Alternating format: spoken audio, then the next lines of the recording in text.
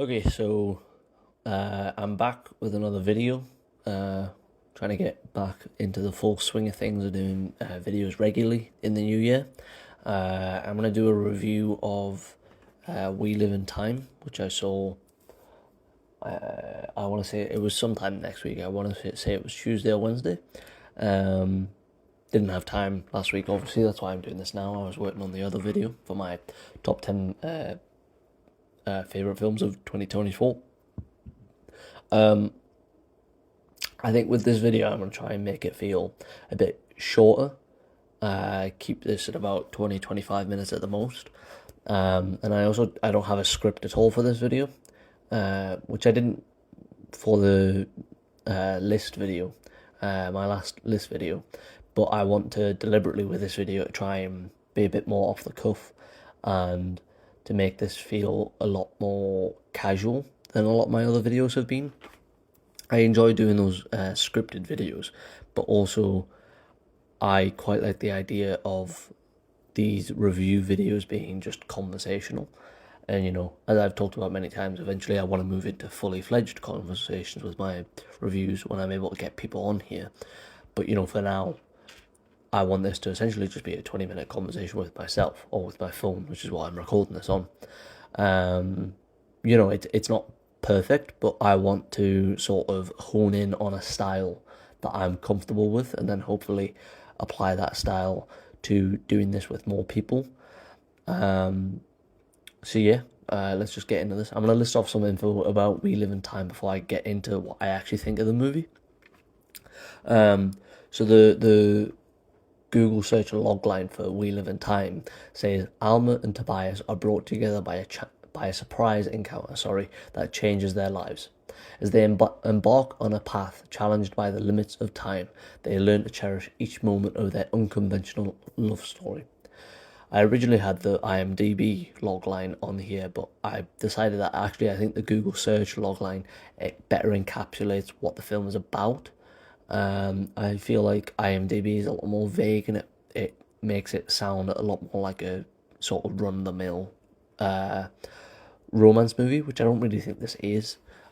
This has a lot more style about it. There isn't, particularly much that's different in the substance, but it's the style of the movie that I feel like is particularly unique, and that's what I want to talk about more in this video. But again, before we get into that, the director of this movie is John Crowley, who's an Irish director. The things that he's most well known for, I've actually not seen any of them. This is my first film of his. So he's done Boyer, which also has Andrew Garfield in. He did Brooklyn, which I think is his most well-known movie. I think those are his two most well-known movies. Brooklyn is what's her name? Saoirse Ronan, who I do really like.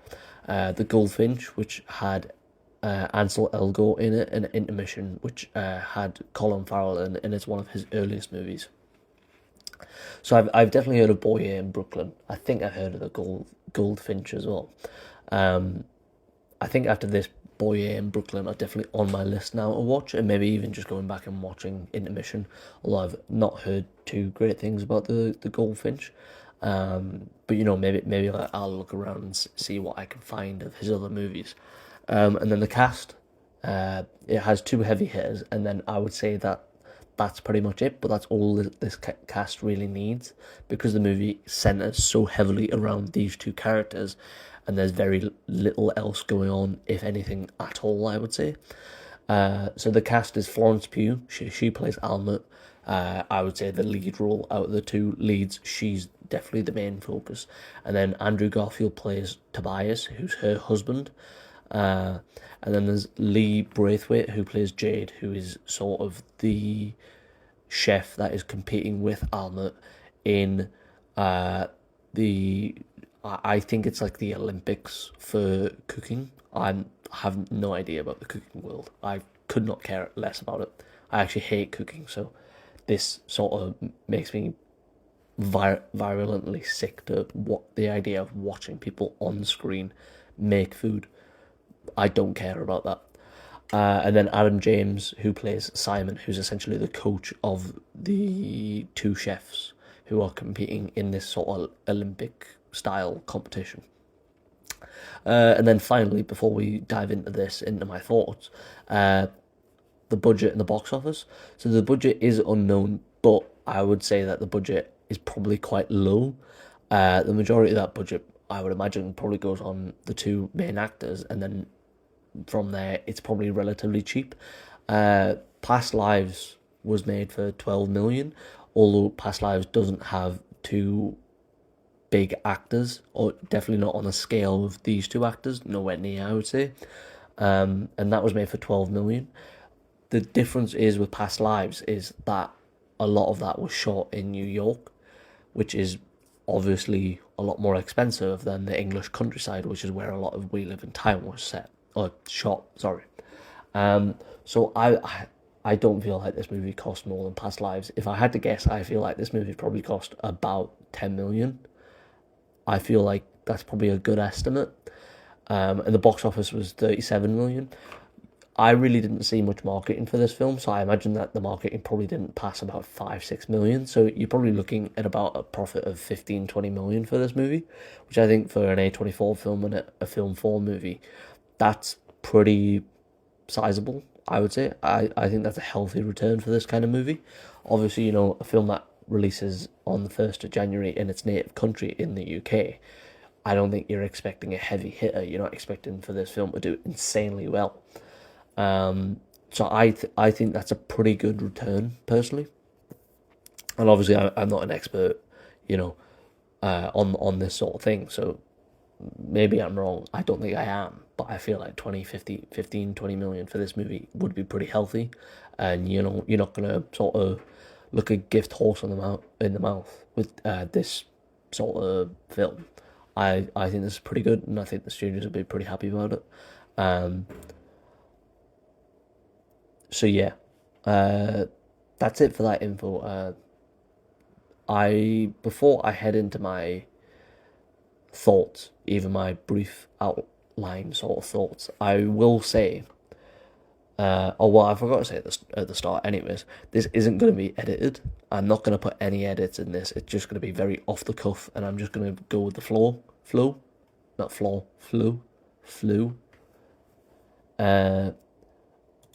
So that, again, this is as conversational as possible.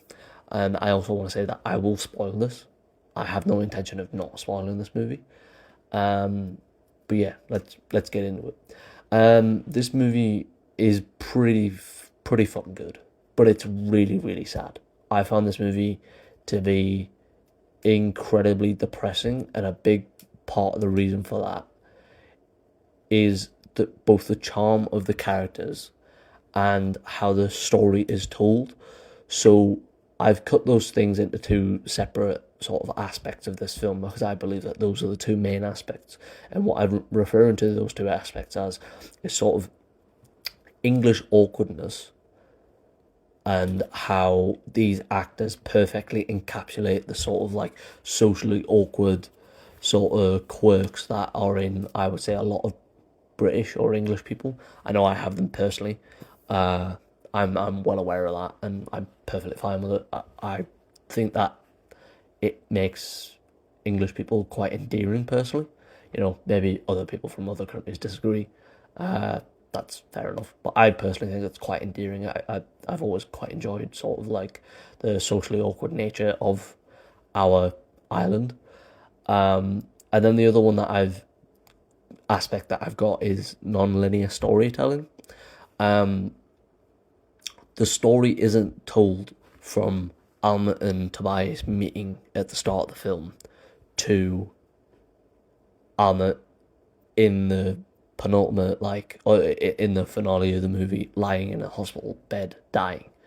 That's not how this film is told.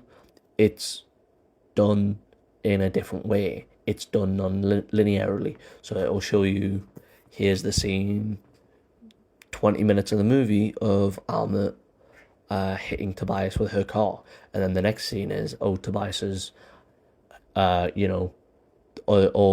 she's heavily pregnant and Tobias is helping her with that, and then the scene after that is, it's their first date, and then the scene after that is, it's with their kids, and then she's in the hospital getting the cancer diagnosis, and so it's very all over the place. And I don't mean that in a negative way. I'll get deeper into that in a second as to why I believe that that's a good thing. Like, again, outlining my thoughts. Another thing that I do want to say is, and I don't think this is a drawback for me, is that the film introduces, and I asked ChatGPT to find me this term because I didn't actually know what it was called, but ChatGPT refers to it as the dual catalyst, in quotes. So this is when a film or a piece of media in general introduces two opportunities for a character, and for whatever reason, in this case, these two things are due to happen on the same day, and the character who stands at like sort of the fork in the road must choose which path they're going to go down. So in this case, Almut, has to choose between getting married before she's probably going to die, or she can go to the sort of culinary Olympics and compete and potentially win a trophy and have something to leave behind, so that her daughter can look at and go like, oh, my mother did that.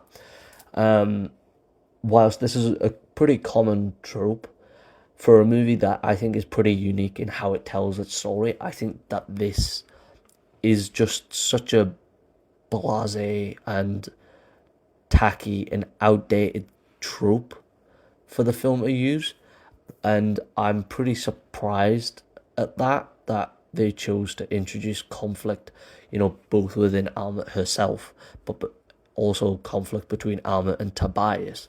I was pretty surprised that this is how they chose to do that, rather than, just, I don't know, let's say she's already planning to compete for these Olympics, then she gets diagnosed with cancer, then they arrange to get married, and then she finds out it's on the same date, and then they go into a disagreement about this.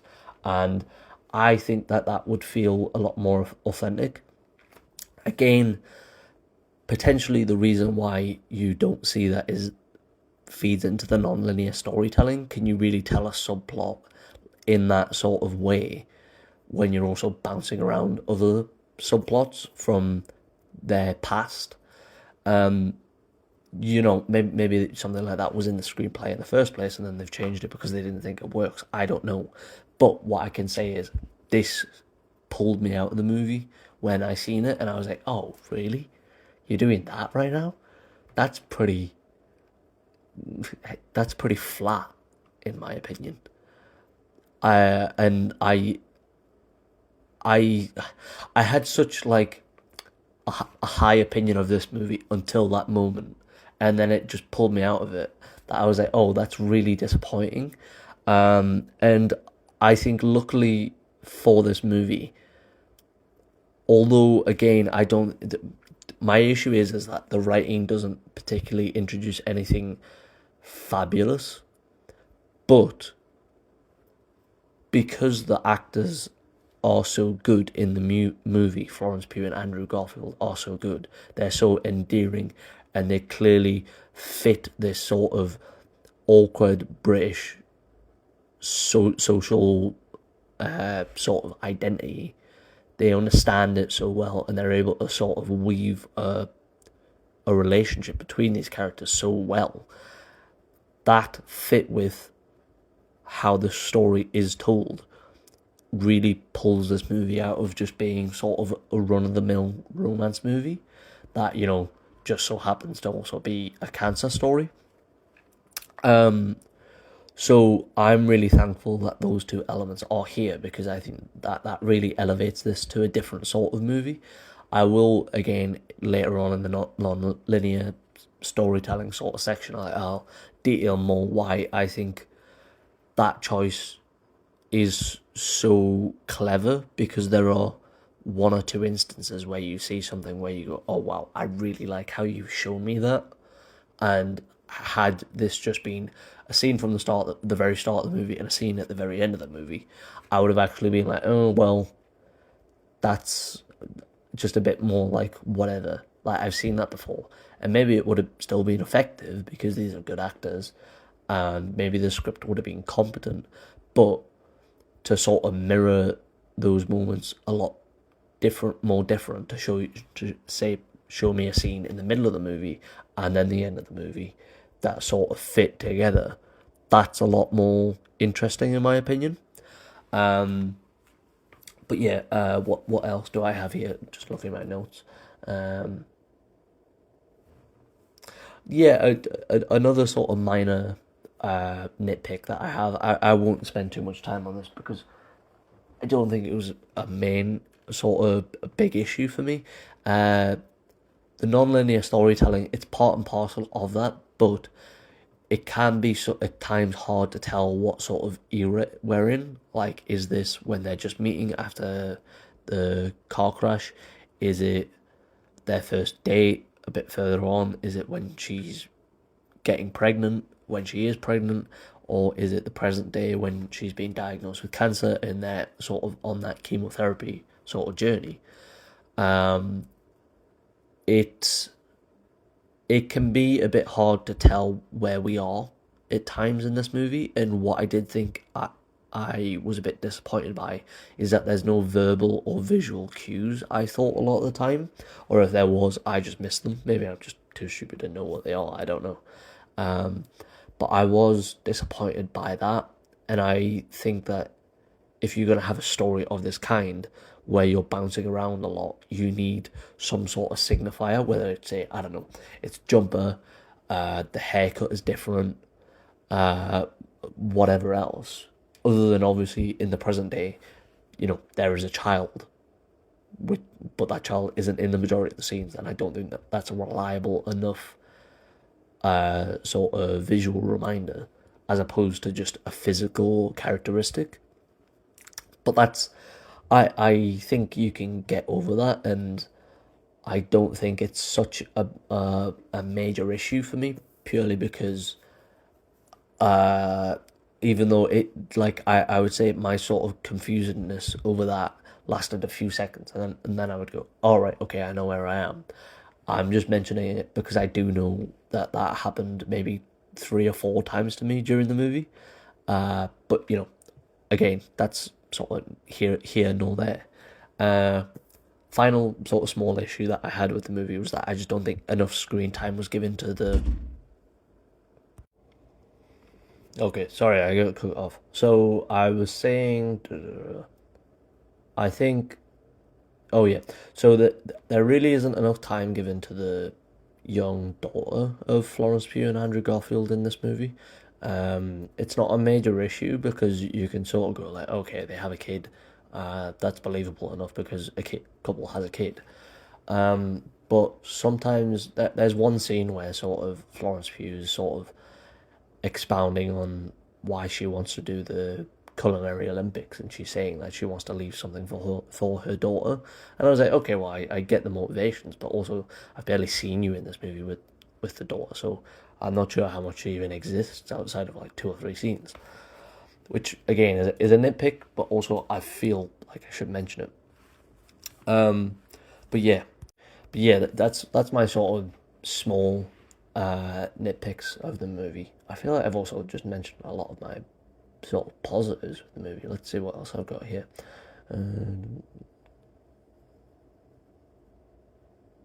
okay, yeah. So I'll say this.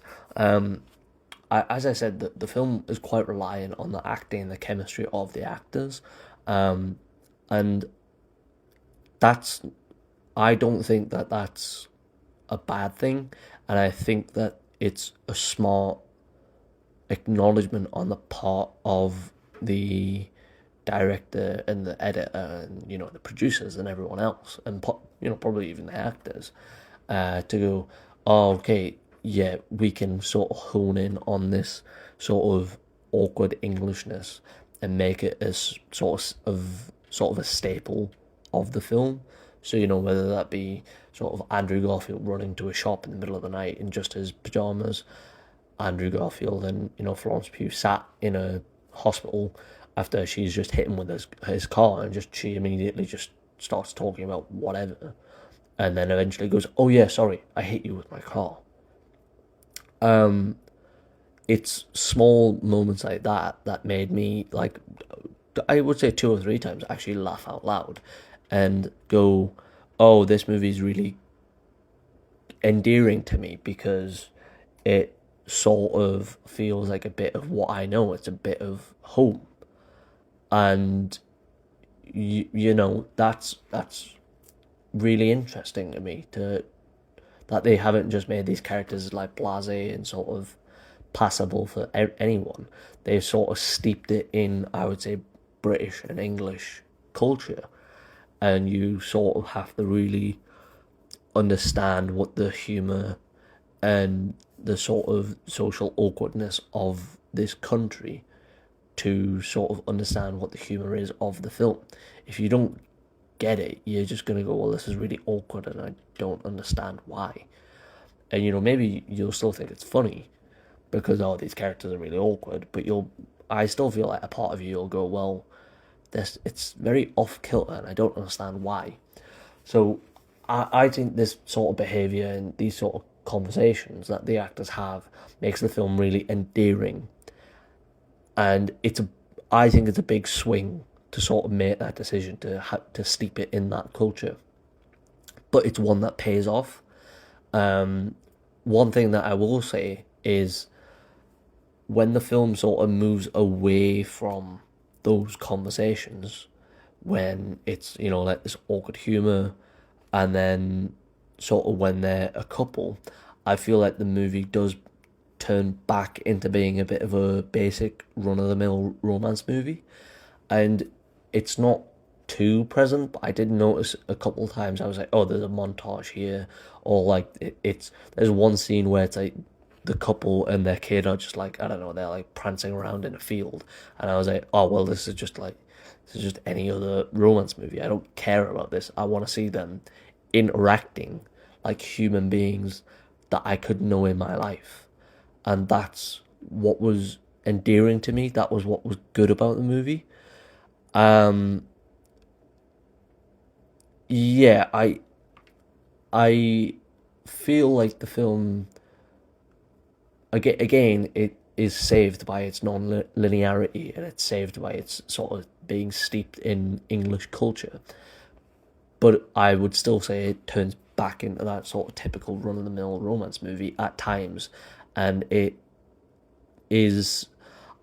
I think it's somewhat lucky that the movie doesn't sort of head more in that direction, and I think that is in a big way is because of its reliance on its star power to sort of sell the scenes and sell the humour. And I would say even when you get to the more emotional parts of the movie, which is pretty much, I would say it's the final 30, 40 minutes, when you get to that stage, part of the reason why it's so believable is because you've seen them have authentic humour that if you're like me, you see it on the street, in the pub, in the restaurant, and it's also sellable because the actors are believable, their chemistry is palpable, it's believable.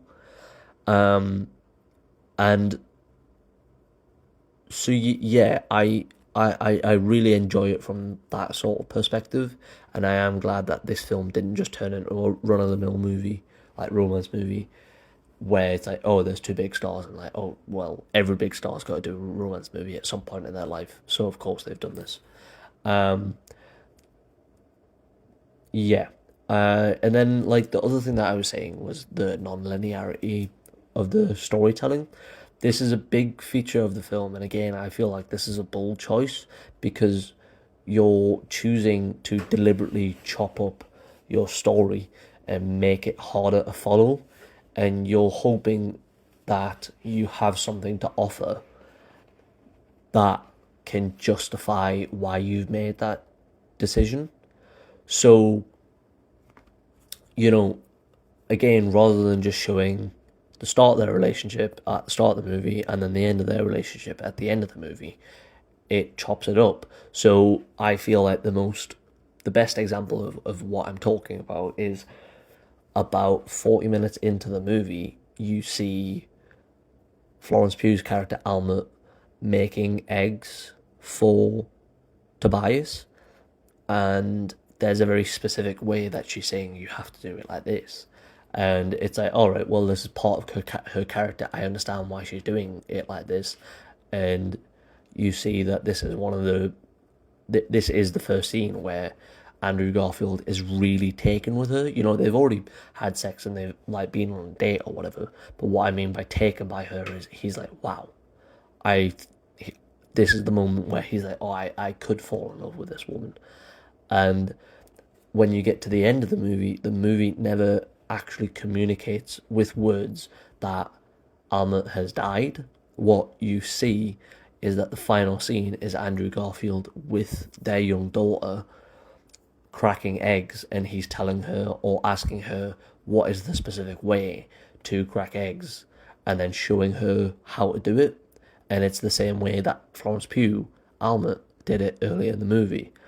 And what I really like about it is it's mirroring and these two sort of moments, and by pushing that first moment later into the film, it's believable because you want to see how these characters got together. You want to see where that chemistry first started from, but also just by having it 40 minutes into the movie rather than minute one, it makes it more memorable in your mind. You're more likely to remember something that happened 40 minutes into the film than minute one.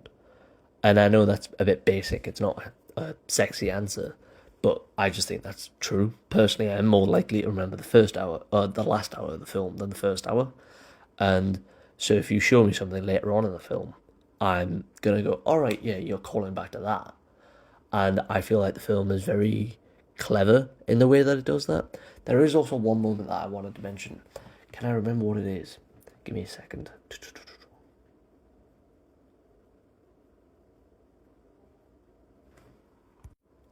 I suppose one of the moments that I was thinking of, I went and had a look to see if I could find it.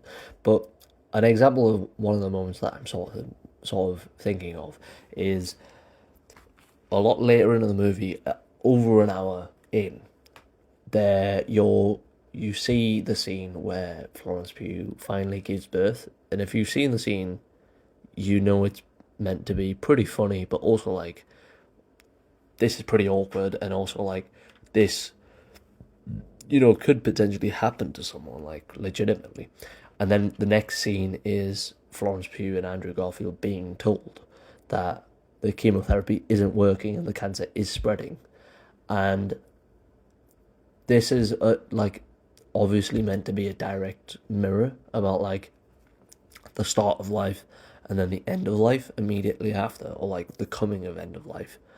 And I really like that the film uses the sort of non-linearity to explore that sort of thing and sort of mirror it.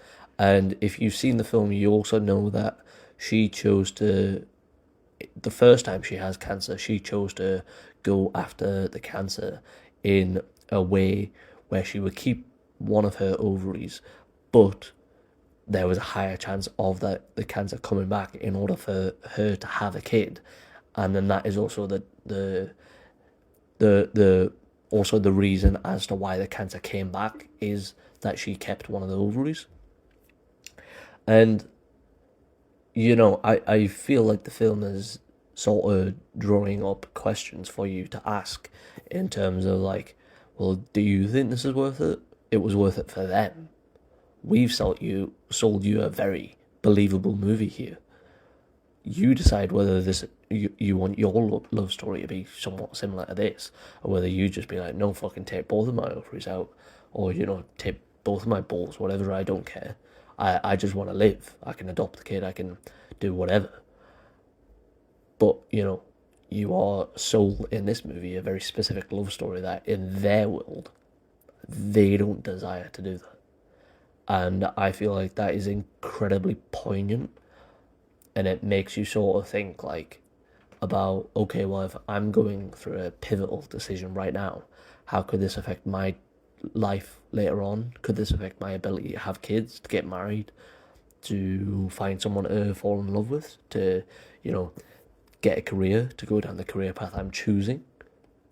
I think it asks very poignant questions like that, and it prompts you to decide, not necessarily to decide, but sort of like think about how do you want your life to play out. And I think it's an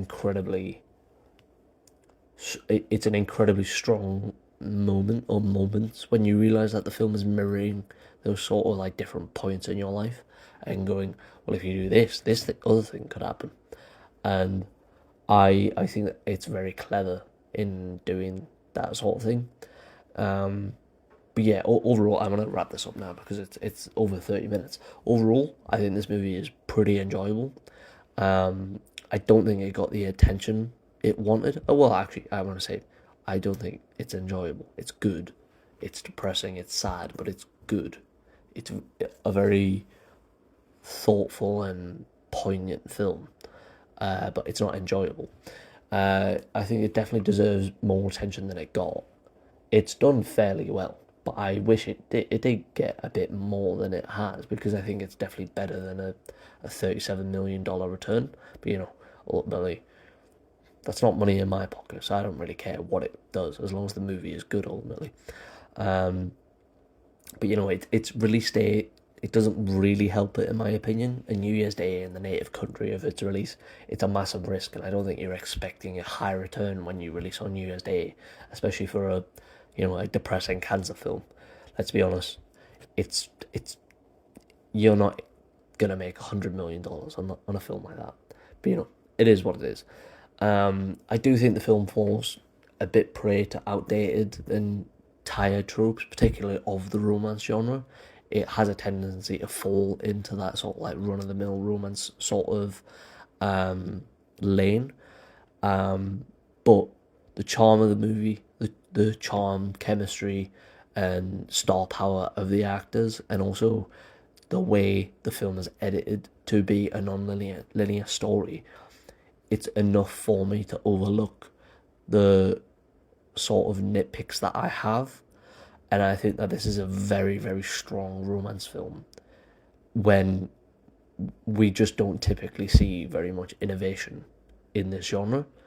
And, again, I'm not going to look gift horse in the mouth, especially if it looks like the horse in this movie, because that fucking horse he's fucking scary, man.